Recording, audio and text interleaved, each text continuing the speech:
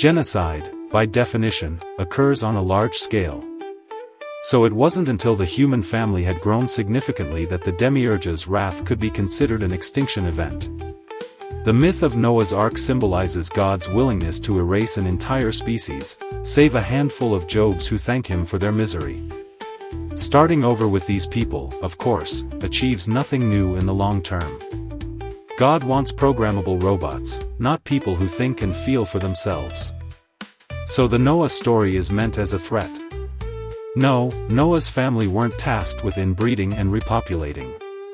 That does, however, dovetail with an interesting concept of what went on in the Eden habitat. After Lilith was eliminated, Eve was cloned from Adam.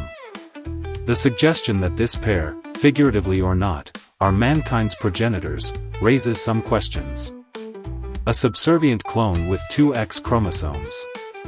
It's akin to the rare event when twins are born with different biological sexes. In any case, having these two as representative of God's will to create demonstrates what the Demiurge wants out of us. Are you a Mark? The oldest and most trusted manuscripts of the Gospel of Mark end at chapter 16, verse 8. Worth noting that, toward the end of his life, Mark Twain was preoccupied with the number 44. And 4 squared is 16, 4 and 4 added together is 8. Twain correctly predicted that he would pass naturally with the return of Halley's Comet. His later works and statements suggest a growing interest in astral exploration and spiritual duality.